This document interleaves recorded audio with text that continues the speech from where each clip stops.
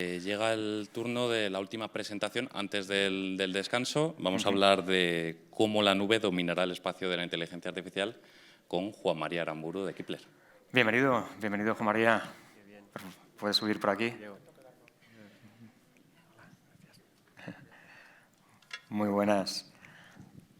Bueno, bienvenido. Vaya tema del que vamos a hablar, el tema de moda probablemente, ¿no? Yo creo que sí. El mundo de la inteligencia artificial y ese macheo con el mundo cloud. La verdad que estamos deseando escucharte. Pues muchas gracias, Ángel. Nada, un placer. Gracias.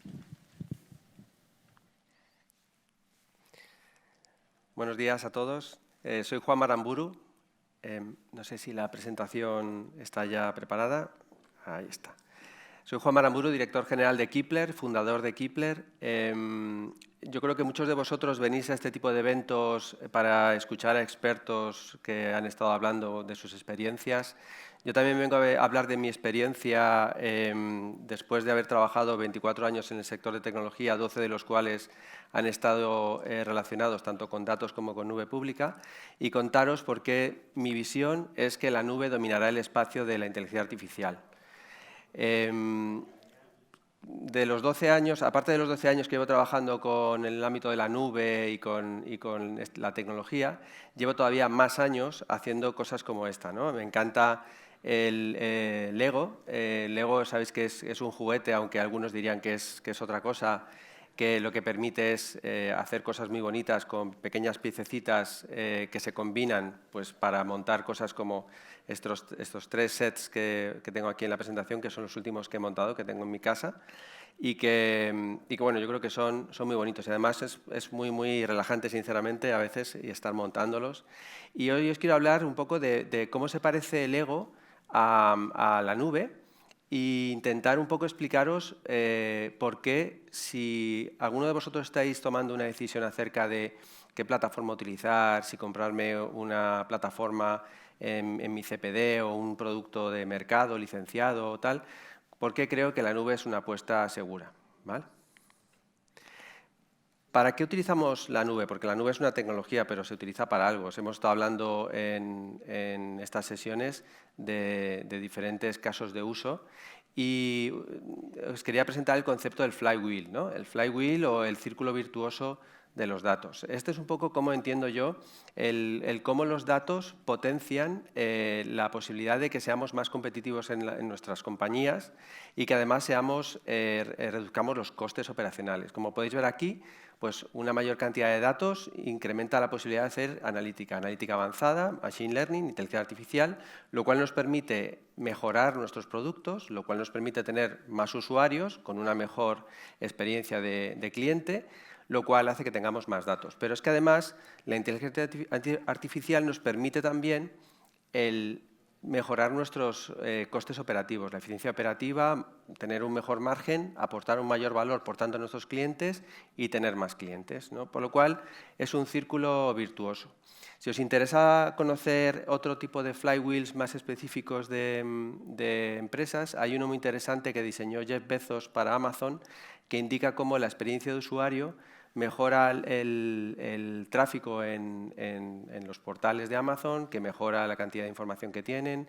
Y es muy interesante el pensar en nuestras compañías cómo diseñamos ese círculo virtuoso de los datos y cuáles van a ser los puntos de contacto con el cliente donde tiene sentido implementar inteligencia artificial para mejorarlo.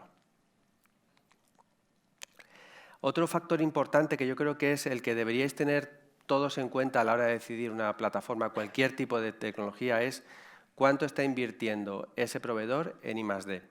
Yo creo que ahora mismo, con la gran cantidad de opciones que tenemos en el mercado, hoy seguramente oiréis hablar de muchas aplicaciones, muchas tecnologías que pueden ayudar a ser más democrático en el uso de los datos o a mejorar el valor de la información. Estaréis pensando, bueno, pero ¿cómo demonios elijo yo, ¿no? Yo creo que un factor importante es pensar cuánto está invirtiendo el proveedor que estoy considerando en I+D, porque eso es lo que te va a dar a futuro la posibilidad de utilizar nuevas herramientas sin tener que cambiar de proveedor. Amazon, Google y Microsoft son las 3 empresas que más invierten en I+D en el mundo, ¿vale? Si podéis ver ahí la cantidad de pasta que meten en I+D, casi 90 billones de dólares, y muy por detrás quedan otros sectores incluso farmacéuticos, etcétera, y, por supuesto, muy por debajo otras compañías que por su tamaño no pueden invertir tanto, ¿no? Y que hoy en día están vendiendo plataformas tecnológicas relacionadas con datos, incluso históricos del sector de bases de datos que se han quedado muy por atrás en el ámbito de inversión en I+D. Por lo cual, yo creo que el primer mensaje que os quería dar hoy aquí es aliaros con proveedores tecnológicos que inviertan mucho en I+D. Y los 3 proveedores líderes en plataformas de nube, que son Amazon con Amazon Web Services, Google con Google Cloud Platform y Microsoft con Azure, son los 3 que más invierten en I+D. De hecho, no solamente invierten en I+D para montar una plataforma puramente de datos, y realmente invierten en I+D para montar una plataforma que sea totalmente holística. Como en Lego tú tienes una gran cantidad de piezas y con todas esas piezas puedes montar infinitas cosas, y realmente es tu imaginación la que va a determinar, la que va a limitar la cantidad de cosas que puedes montar, pasa exactamente igual con la nube pública. Tú tienes una cantidad inmensa, bueno, no inmensa, pero podemos estar hablando de cientos de servicios diferentes, todos consumidos a través de un protocolo de Internet, un protocolo web, y todos consumibles mediante un API, y tú puedes combinar todos ellos para soportar prácticamente cualquier tipo de carga de trabajo, cualquier tipo de negocio. Tanto startups muy pequeñitas que están naciendo como grandes compañías que están haciendo all-in a la nube pública, están realmente experimentando mejoras relacionadas con costes, sobre todo con agilidad y sobre todo con acceso a una cantidad de servicios que son diferenciales desde un punto de vista de innovación. De hecho, hoy, esta semana, hay un evento, uno de los eventos de las 3 plataformas de nube que se llama Amazon re:Invent en Las Vegas, donde se están anunciando nuevos servicios relacionados con inteligencia artificial, y de hecho muy probablemente la siguiente diapositiva que os voy a mostrar se actualizaría con más servicios en la semana que viene. De hecho, en Kipler estamos como niños con zapatos nuevos mirando lo que están lanzando, porque es sinceramente apasionante esta gente, la cantidad de cosas que lanza al mercado y sobre todo lo rápidamente que se pueden utilizar por las compañías. Uno de los factores uno de los aspectos donde estas compañías han estado invirtiendo mucho dinero ha sido en inteligencia artificial y en datos, ¿no? en los últimos años. De hecho, las primeras implementaciones de Hadoop en la nube, pues yo las viví en el 2010, y desde entonces la evolución de los servicios de analítica y de inteligencia artificial pues no ha parado, ¿no? Yo creo que este cuadro, y me vais a perdonar si a lo mejor no se ve muy bien, pero muy probablemente si luego tenéis la grabación podéis hacer un poquito más de zoom o en un momento dado incluso me lo podéis pedir. He intentado resumir cuáles son los servicios el stack de servicios de inteligencia artificial en la nube. Si os imagináis esto un poco como una caja negra en un momento dado, podéis ver por abajo que tendríais el resto de servicios de almacenamiento de información, de procesamiento de información, en entornos más de Big Data o en entornos más de almacenamiento de datos, pero lo interesante es que estarían perfectamente integrados con esto que os voy a contar ahora, de tal manera que los sistemas de control de seguridad, monitorización, etcétera, pues son idénticos si utilizas esto y otros servicios de las plataformas de nube. Se integran perfectamente. Por lo cual es como un sistema de Lego. En un sistema de Lego tú coges las piezas, a lo mejor es un poco bruto y les intentas poner unas que no cuadran, pero generalmente todas van a conectar unas con otras perfectamente. Y eso es lo que te proporciona también las plataformas de nube. Esa conexión sencilla, esa conexión rápida entre diferentes componentes que se pueden integrar entre sí. Podéis ver aquí un poco el stack, ¿no? Si empezamos desde abajo, el stack de abajo es más de infraestructura, pero también es diferencial, porque, por ejemplo, muchos de vosotros a lo mejor tenéis infraestructura en centros de proceso de datos donde estáis intentando entrenar modelos que son complejos, a lo mejor utilizar vídeo, almacenar mucha información. Todo eso está bastante resuelto en las plataformas de nube, con infraestructura especializada, como por ejemplo GPUs o infraestructura, por ejemplo, en el borde, para poder desplegar modelos lo más cerca posible de donde se originan los datos, y también una gran cantidad de librerías que se pueden utilizar en un momento dado, más desde el punto de vista de uso de infraestructura que otra cosa. Pero si elevamos el nivel de abstracción, porque la nube, digamos, es como una gama de servicios que van desde los más, digamos, concretos, computación, almacenamiento, etcétera, hasta lo más abstracto, un contact center, por ejemplo, como servicio, pues si vamos elevando el nivel de abstracción, el siguiente son los servicios de plataforma. Los servicios de plataforma de nube son parecidos a lo que te puedes encontrar en el mercado con un data robot o con productos de este tipo. Son entornos de trabajo para científicos de datos y para analistas, donde el analista va a poder tener una serie de herramientas integradas entre sí para preparar, para construir, para hacer el tuning y para desplegar sus modelos. Se ha estado hablando esta mañana también de herramientas relacionadas con la reutilización. Pues digamos que estas herramientas o estas plataformas tecnológicas de nube, que las puedes encontrar tanto en Amazon como en Google como en Azure con estos nombres, SageMaker, Vertex y ML de Azure, pues tienen funcionalidades a lo largo de este proceso, de este pipeline de ML, ¿no? Cosas, por ejemplo, que han ido lanzando en los últimos años, que son muy interesantes, pues los entornos desplegados rápidamente, ad hoc, bajo demanda, quiero decir, para científicos de datos con sus notebooks, etcétera. Una cosa clásica que solía pasar, dame un entorno de trabajo y tarda una semana en darte un entorno de trabajo. Aquí es totalmente inmediato, ¿no? Una de las cosas que tiene esto es que no tiene límite. Tú puedes desplegar toda la cantidad de infraestructura y de servicio que tú quieras, ¿no? Feature Store para poder almacenar variables y datos para tus modelos. También todo lo que tiene que ver con AutoML para hacer el tuning de los modelos. En fin, toda la gama de actividades que va a necesitar o de herramientas que va a necesitar un científico de datos las puedes encontrar aquí. Y una de las cosas donde yo creo que es rompedor el uso de la nube es en el ámbito de MLOps y del despliegue de los modelos para inferencia.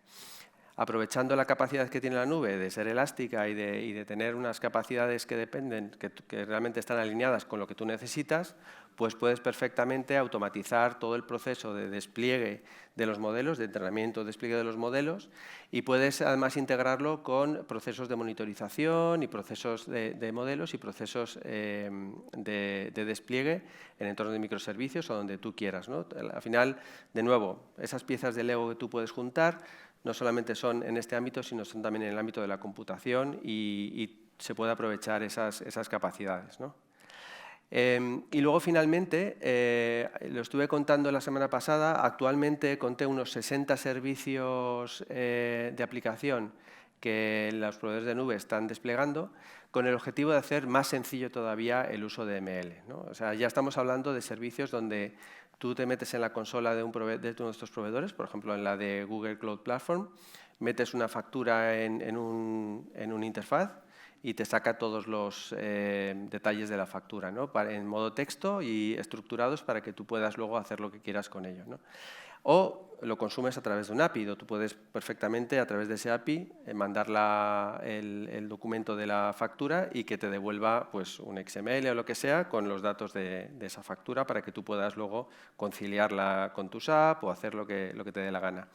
Y estamos hablando de servicios que se estructuran, como veis ahí, pues servicios relacionados con datos de texto, datos de audio, voz, servicios más específicos de negocio, como podría ser, por ejemplo, un forecasting o como podría ser un recomendador, servicios más relacionados con IoT, servicios relacionados incluso con programación y luego también pues otro tipo de servicios que también van desplegando, ¿no?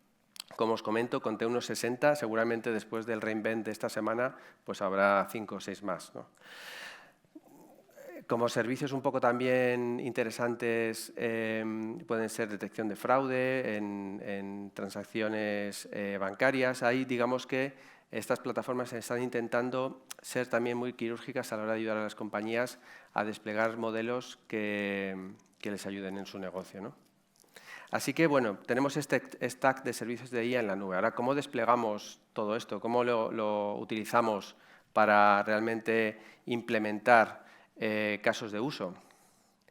Yo he contado 4 patrones diferentes que hemos estado utilizando desde Kepler a la hora de desplegar esto en nuestros clientes.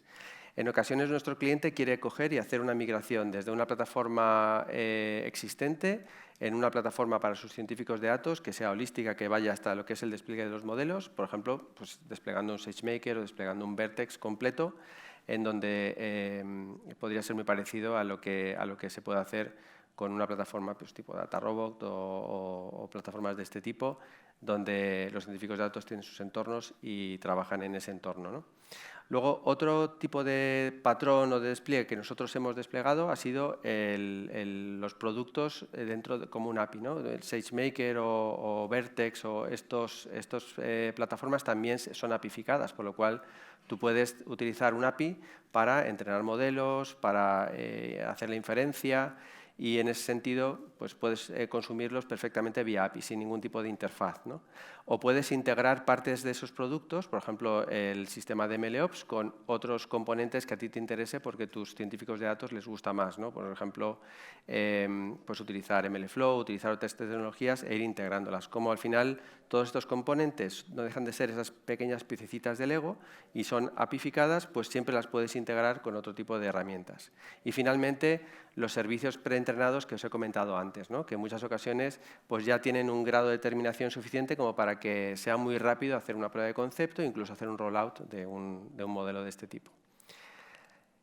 Y en todos estos patrones, cuando nosotros estamos ayudando a un cliente a construir un caso de uso, nosotros lo vemos desde un punto de vista de construcción de un producto de datos, porque ya sabéis que en nuestras organizaciones, en vuestras organizaciones, cada vez más el dato es un activo, un producto, ¿no? Y ¿cuáles son los componentes que tienen estos productos de datos, ¿no? Tienen una parte que son los servicios de la nube, que se usan de manera nativa, y entonces, como esos servicios se pueden utilizar en modo código, están apificados, pues son parte más de ese producto de software que da ese valor de negocio, ¿no? Un motor de recomendación, un sistema de mantenimiento predictivo, lo que sea.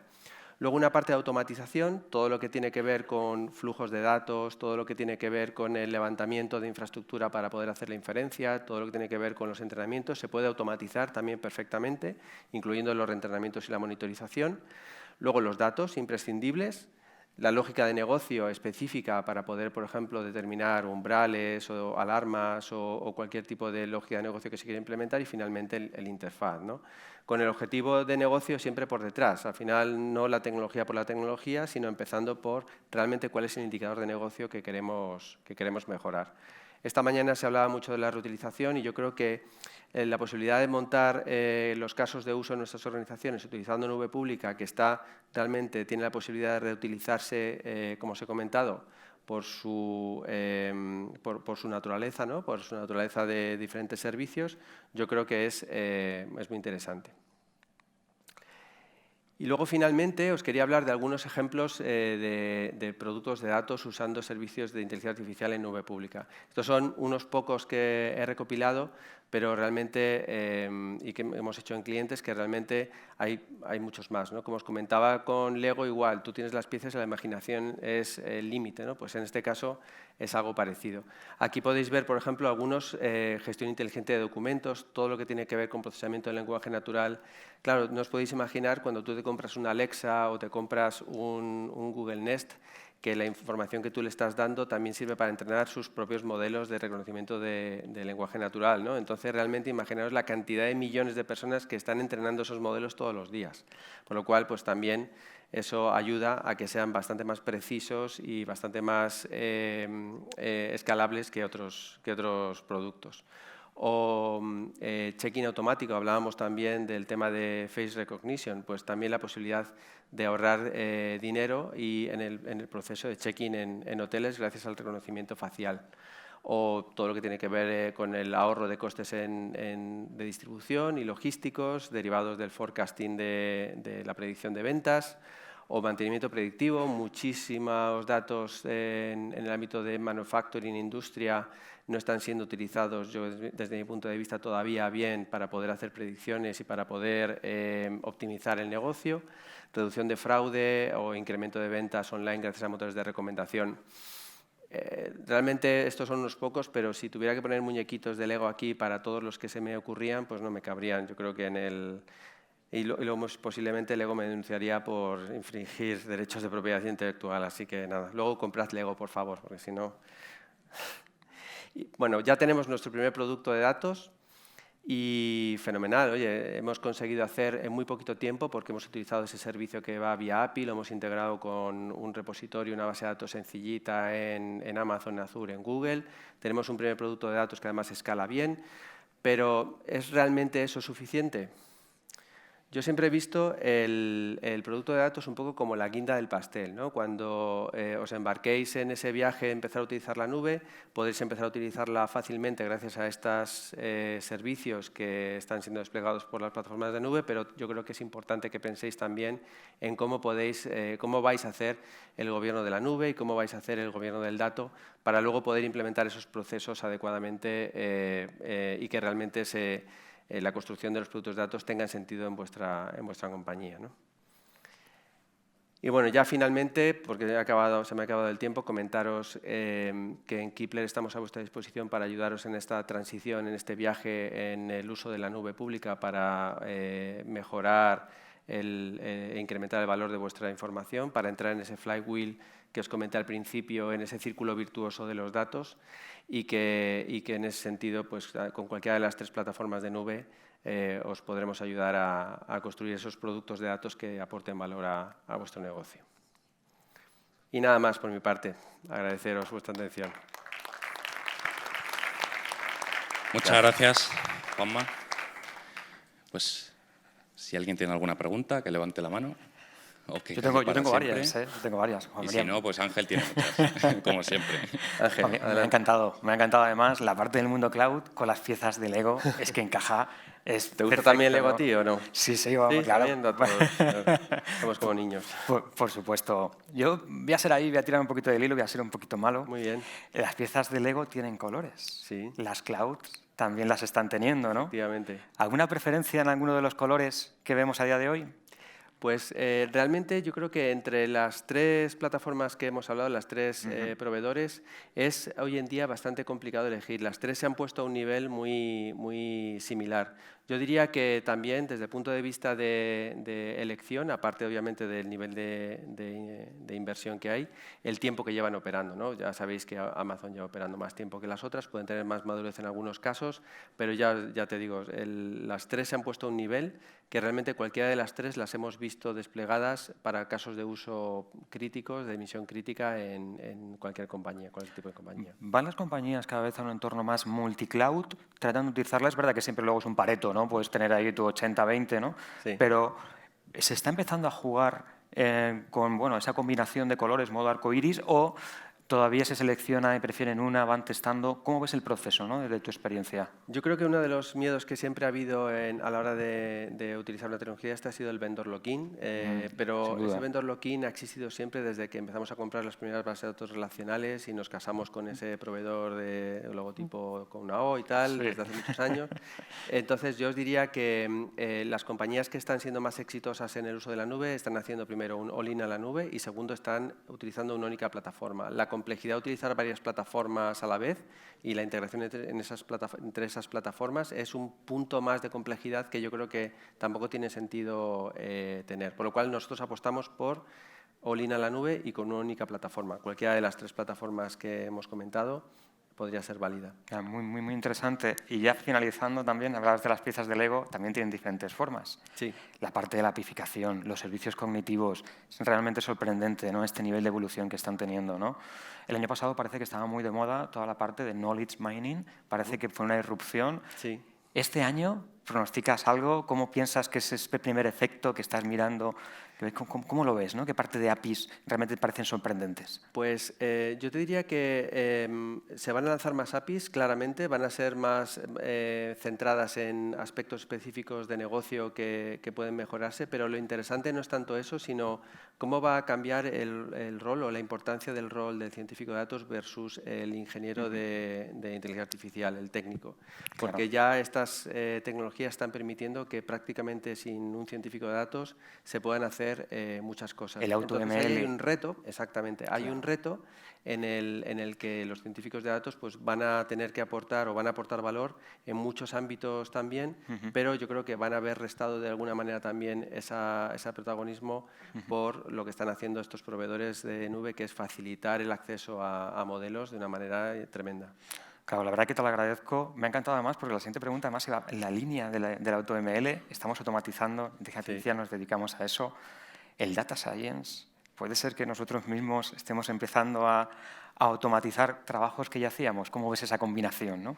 Pues no sé, yo creo que un ejemplo puede ser la proporción que tenemos en Kepler de científicos de datos y analistas de datos respecto a técnicos. Al final, aunque en Kepler ya hemos crecido mucho, ya estamos en varios países, la proporción sigue siendo más alta de técnicos y de científicos de datos. ¿Por qué? Porque esa automatización, esa capacidad de tener AutoML, etcétera, realmente hace que los científicos de datos puedan tener muchísimo más ancho de banda, que es lo interesante. Poder hacer muchos más experimentos y poder tener un throughput de trabajo mucho más grande, por lo cual no falta ejércitos de... Claro, ese 60% del tiempo de los data science que se perdía en toda la parte de elaboración, de recoger los datos, ¿no? De limpiarlo, pues toda esa parte se puede automatizar, ¿no? Y poner valor donde tiene que estar, precisamente, ¿no? Que esa es la revolución, creo yo, esa facilidad de uso y la agilidad a la hora de montar productos de datos. Claro. Bueno, fantástico, muchas gracias. Es un placer tenerte aquí con nosotros y aprendiendo, bueno, como siempre que te escuchamos. Gracias. Un placer. Gracias, Juanma. Gracias.